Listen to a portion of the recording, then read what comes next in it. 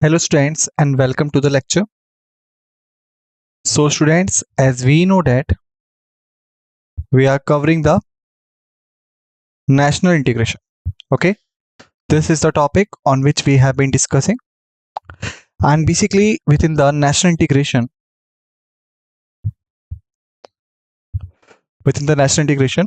these are the topics that we have scheduled for the discussion, like starting with the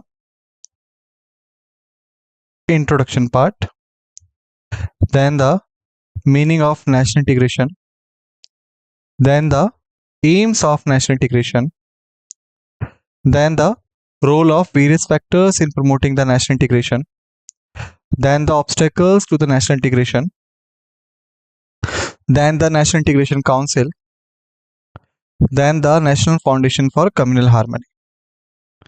Okay, so these are the topics that we have scheduled for the discussion. If we talk about the topics that we have covered so far, so we have done with the introduction part, we have done with the meaning of national integration, we have done with the aims of national integration, and we have done with the roles of various factors in promoting the national integration. Okay, so these are the topics that we have covered so far. If we talk about the topic on which we have been discussing, so this is the obstacles to the national integration. This is the topic on which we have been discussing right now.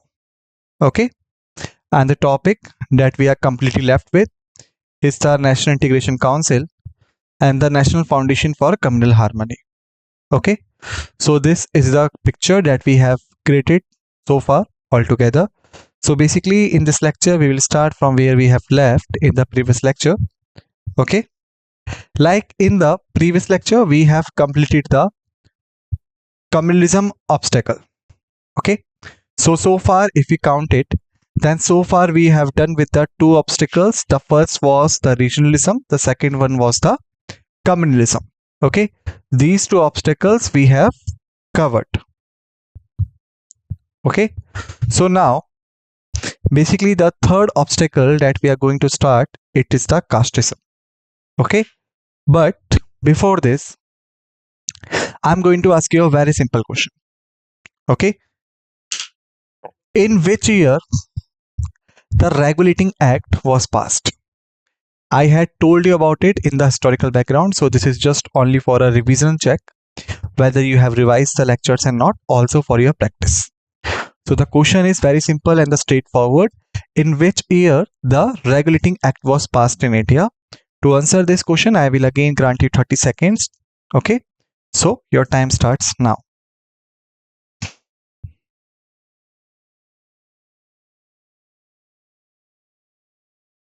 Ten seconds have been passed. Last 20s are remaining.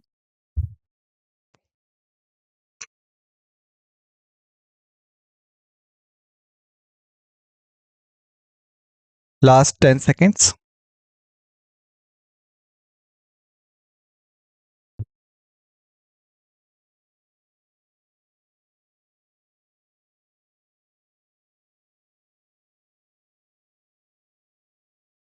Okay, the time is up. So the Regulating Act was passed in the year of 1773. That act was basically based on the reports of Prime Minister Lord North, who was the Prime Minister of the Britain of that time. Okay, so now after this question, let us come back to the topic of the casteism. So casteism is oftenly considered as an barrier or the obstacles in goal of achieving the national integration. Why? Because casteism implies love for one's own caste group in preference to the general national interest. It means that casteism forms out when the individual or the groups of individual is basically preferring their own caste group instead of focusing about the general national interest, which consider each and every caste, each and every community that exists in the country. Okay, so when the individuals start worrying about their own caste instead of the national interest, that is what we called as a casteism. Okay, And if we talk about the casteism, then the casteism is also an, you can say, born child of the politics. Why? Because of the politicization of the castes. Because of the politicization of the caste, we have seen the casteism. Okay. If we talk about the manifestations of the casteism, what are the manifestations of it?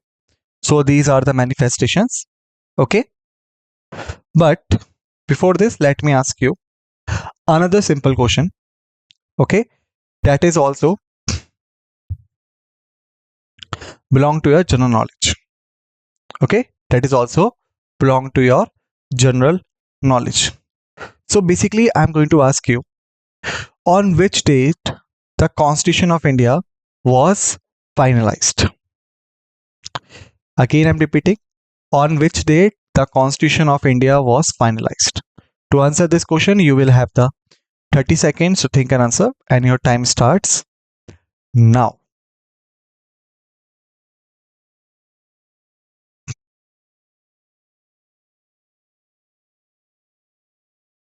Okay, 10 seconds have been passed off. Last 20s are remaining.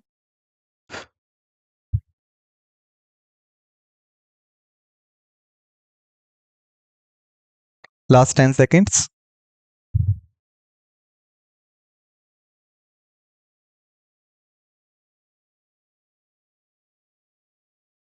Alright, the time's up.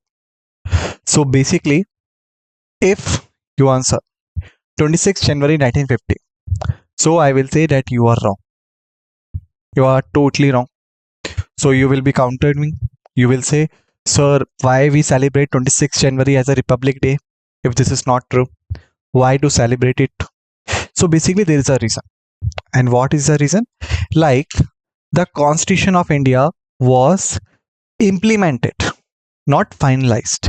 It was implemented on 26 January 1930. Okay.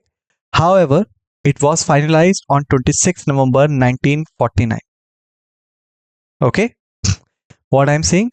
It was implemented on 26 January 1950, not 1930. Previously, I said 1930. That was by mistake. Remember, on 26 January 1950. All right. And it was basically finalized on 26 November 1949. Okay. So now again, the next fact that comes in front of us by going through this is that why we selected the 26 January 1950 to implement the constitution when we already had prepared the constitution on 26 November 1949.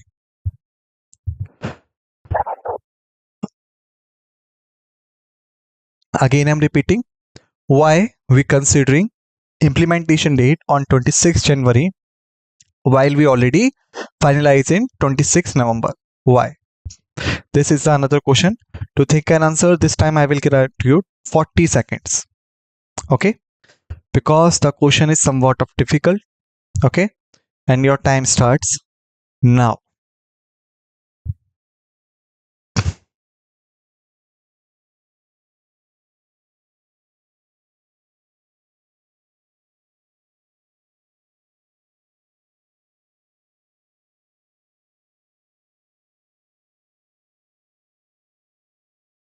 Last 20 seconds.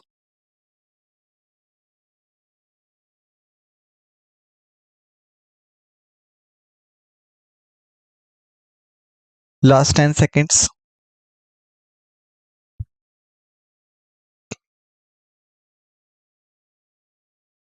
So basically, if we want to get the answer of this, then we have to track down the history first. Okay? So basically what happened? In the 1930s, during the 1930s, the Britishers came up with a policy, and that is known as the Salt Law. Okay? Basically, they said no one is allowed to manufacture the salt, no one is allowed to sell the salt, and no one is allowed to store the salt. Okay? All of these things were under the British authority, or you can say were put under the British authority. Only the British authorities had the right to produce the salt, store the salt, and sell the salt. Okay? Then what happened? In response of this, basically Mahatma Gandhi started the civil disobedience movement. Okay, he said that basically the salt is the basic need of each household, whether it's a poor household, the middle class household, or the rich household. Salt is the most basic thing, and it is provided by the nature. Okay, so to you can say show his disregard regarding the salt law, he organized a Dandi March. In Dandi March, they reached the place called Dandi in the Gujarat, and then he picked a wistful salts, and he showed the salt is basically manufactured from the seawater, so that's why they will not obey the British rule. Okay, in response of this, basically the Britishers showed their anger. All right, and they put the Gandhi in the jail. Okay, so that was the half history. What I'm saying, that was the half history, that was not the full history, because in many books you will read them out. So what was the full history? That was not the full history. So basically prior to this, what happened, the event was organized in Lahore. Okay, in the event of Lahore, the Congress leaders were gathered there. Okay, on the bank of river Ravi. All right, and then they hosted the Indian flag. Okay, and then they regarded the 26th January 1930, 26th January 1930 as the Swaraj Divas, and that was the main thing by which the Britishers got angered and then imposed the salt law. Okay, so if you go with the full history starts from it. Okay, it means the gathering of the Congress leaders in Lahore, hosting of the Indian flag on the Ravi River bank. All right, on 26 January 1930. All right, that's why even how we have completed our constitution on 26 November 1949, but still we waited till 26 January 1950. Okay, so that is the thing. So if we talk about the manifestations of the casteism, we can say the formation of the political parties on the basis of the caste are one of the main reasons for the politicization of the caste. Like when we were talking about the communalism, so their manifestations had the same thing, like the political parties that are aspiring to form the government for a certain or the different period of time after getting elected in the elections. But these political parties are totally based on the caste. Okay, so it is quite clear that they are politicization of the caste. All right, and they will work in the interest of the own caste group they represent instead of working for the general interest or the general national interest. And if we track down the example of these parties, so like the Justice Party in Madras, the Justice Party in Madras is basically looking after the state of Brahmins in the state of Madras. Okay, like you can say Justice Party is based on the caste of Brahmins. Similarly, like the DMK in Tamil Nadu is basically based for the favor of Dravidians. Okay, like the Kerala Congress, like the Republican Party. All right, and like the Bahujan Samaj Party that is based on the caste of SCs and STs, and moreover you can say Dalits. All right, so these were the first manifestation of the casteism in the country. Second one is emergence of the pressure groups, again non-political entities, like as I have explained you in the previous lecture. Okay, the difference between the political parties and the pressure group is that the political parties are political entities. All right, in their name they are carrying the politics. Okay, so basically they are conquesting. Okay, they are working so that they could get into the government and then they could work for their cause. All right, whereas if we talk about the pressure groups, then within their name you could get that these are the non-political entities. All right. However, these are also the group. However, these are also the entities, but non-political. It means that they have nothing to do with the elections. They are not going to fight the elections and all. All right. But yes, they also work for the caste they based on. Got it? And the similarity is this one. That is a similarity. Okay. Political parties also based on the caste. Non-political entities or the pressure groups also based on the caste. And if we track down the examples of them, then we can say the Nadar Association, that is basically based on the caste of Nadars.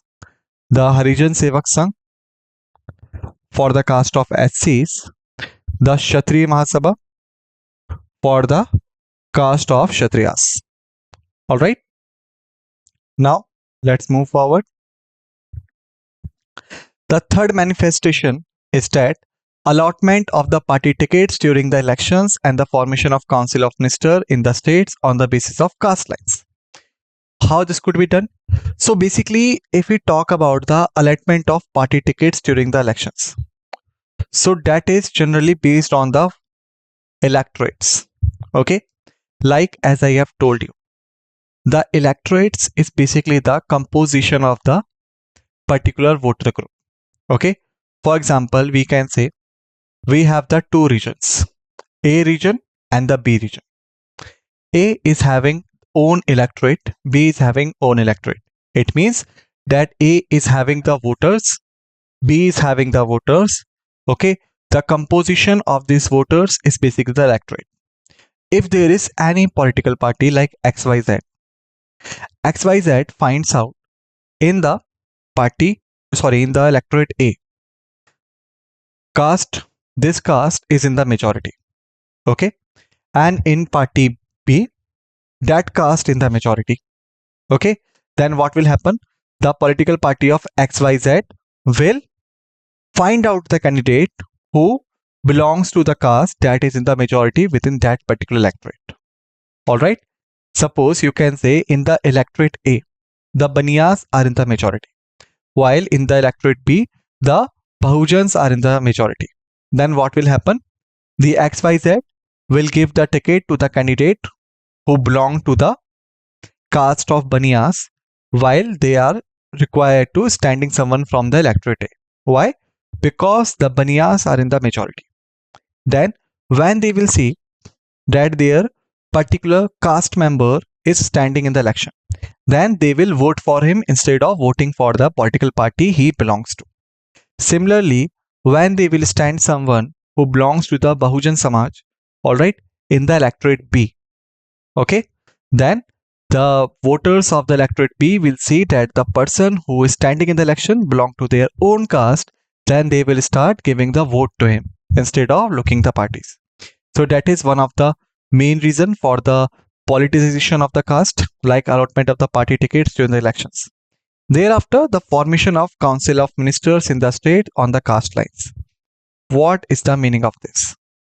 So we can say the politics over the caste is not only limited till the elections, but also extended after the elections.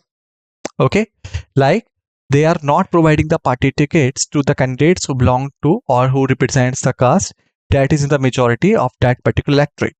But even after the elections, when the formation of Council of Ministers is there, the elected government is tried to put more and more member in the council that represents the caste that it is in the majority. Okay, suppose you can say if the X caste is in the majority, okay, in the state, then most of the ministers will be appointed to the council who belong to that particular caste. Okay, so the X caste could feel itself joining to the government, and then they will grant more and more votes in the election. Okay, so that was also the politicization of the caste system. After this, another manifestation is the caste conflicts between the higher and the lower castes. Caste conflicts between the higher and the lower caste, or between the dominant caste in various states. Okay, so if you look at it, this picture is differs from this picture. And how that could be? In the first picture, both the castes are not on the equal par or not at par. Okay, this is higher, this is lower. Okay, in this, both the castes, all of the castes are basically dominant in nature. Okay, so when they are dominant in nature, what they will try to do, that they will try to secure the area for themselves. Okay, while in this one, there is a case of suppression. The highers will try to put the lowers down. In this, the dominant ones try to prove their worth and try to prove their dominance over others. And this could be seen in various states, like the states of, you can say the states of Bihar, okay, Uttar Pradesh, Madhya Pradesh, and so on. Why? Because these are the states which having the higher number of mixed population. These are the states that are having the higher number of mixed population. So that's why the tendency of the caste conflicts is more in these states in comparison with the other states. All right, that was the reason. Thereafter, the violent disputes and agitations over the reservation policy. So what was this? So students, you can say, however, we will talk about the reservation policy in the schedule and tribal series. But till then, let me give you a minor overview. Okay, like if we talk about the reservation, then this is basically starts with the era of the Britishers. So if I'm saying that is basically starts from the era of the Britishers, then you will say, was the Britishers reason behind the reservation and all? They were the initiators or not? So the clear answer is they were not the initiators. Even they did not introduce any kind of reservation. Then why I'm saying that was particularly started from that era? So basically that the answer is 1909 and 1990. In 1909, when the Morley-Minto reforms came into the picture, that provided for the separate electorate, right? We had discussed. In 1919, further, the Chelmsford and the Montagu reforms extended the separate electorate for the other ones, like the Muslims and the other classes. Then we know the Ramsay MacDonald basically granted the MacDonald Award. Okay, and under the provision of MacDonald Award, what happened? Depressed class, the Muslims and the other minority religions get the opinion of separate electorate. Okay, that was happened. Then we know that Dr. B.R. Ambedkar was supporting separate electorate, while the Mahatma Gandhi was opposing the separate electorate. Okay, then we know these two leaders basically met with each other and started the rounds of negotiation. Okay, and then they got convinced on the agreement that is famously known as the Pune Pact. Okay, in the Pune Pact, the provision of reservation was first time came into the picture. Okay, like as per the pact that was recited, instead of accepting the separate electorate, instead of accepting it, the seats should be reserved in the legislative councils for the depressed class and the minorities. Got it? It means that not only the voter who belong to that particular region or caste will select the candidate from that particular region or caste, but the certain seats will be reserved so that the candidate who belong to these caste could have the representation in the councils. But later on, when the other things continued, that was also felt that not only the reservation is required in the political scenario, that is also required in other aspects. Why? Because the depressed class and the minorities, it is totally you can say truthful, the depressed class and the minorities during the medieval and the modern times during the British era were not having the adequate resources to get the education. Even they were not allowed. Okay, so to ensure their well-being, all right, After the independence, the reservation policy came into the picture. It means that they will get the reservation in the public services. All right, they will get the reservation in the scholarships. They will get the reservation in the you can say different education institutions while taking the admission. All right, so that was the reservation policy. Thereafter, how the violent disputes started over it, how the agitation started over it. So basically, the upper castes and the dominant caste were not in the favor of providing the reservations. Okay. Later on, many you can say intellectuals and all, they started counter the reservation policy. The first is that under Article 16, that is invalid. Why? Because Article 16 says everyone will have the equal opportunities in the public services, whether he belongs to any caste and all. Okay. But and when we apply the reservation policy, and when the certain caste are getting the preference and the reservation while selecting in the public services, so that is the violent, okay, of the article. Similarly, Article 15, the Article 15 states everyone will have the equal opportunities, all right, in every field, but reservation is getting the hindrance to that, all right, because on the basis of caste, on the basis of religion, basically they are getting discriminated.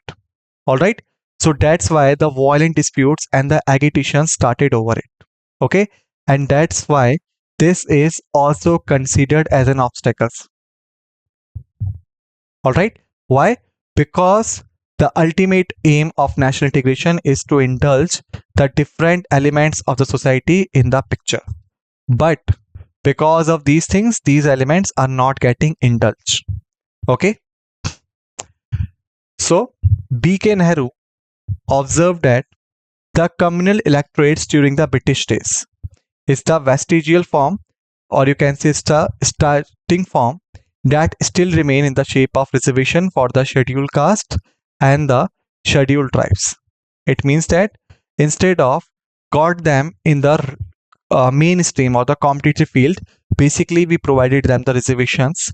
That's why they are still not able to indulge in the mainstream, and that was also getting done through the communal electorates that were provided by the Britishers. They serve to emphasize the caste origin and make people conscious of the caste in which they want. Okay, like if they want this caste, they will be considered as general. If they belong to this caste, they will be considered OBC. If they belong to this caste, they will be considered as scheduled caste. If they belong to this one, they will be considered as scheduled tribe. So instead of the united India or the dream of integrated India is not getting fulfilled. All right. So these were the things. This is not conducive to the national integration. Why? Because national integration is the cohesive approach. It means that each and everyone who is living in this country must belong to this country. Okay. It means there must be one mainstream. There must be no, or you can say, any type of discrimination must be stand here. But this is standing. At the state level, the politics basically a fight between the major caste groups like Kamma versus Reddy in the Andhra Pradesh, like the Lingayats versus the Vokaliga in Karnataka, like the Nair versus Hazava in Kerala, like the Baniya versus Pattidar in Gujarat, like the Bhumiyar versus the Rajputs in Bihar, like the Jat versus Ahirs in Haryana, and like the Jat versus Rajputs in the Uttar Pradesh, and like the Kalit versus Ahom in Assam. And not only these states are facing the casteism, but other states of India as well facing the same issue. Okay, so you can say that's why it is known as the main issue and the main obstacle in goal of or in path of achieving the national integration. All right, so that's the thing. So students, here we have finished the casteism as an obstacle to the national integration. All right, in the next lecture we will continue further Till then, just revise the facts and figures that all we have discussed in this lecture. Be ready for the another lecture. With this note, let's end this lecture and thank you.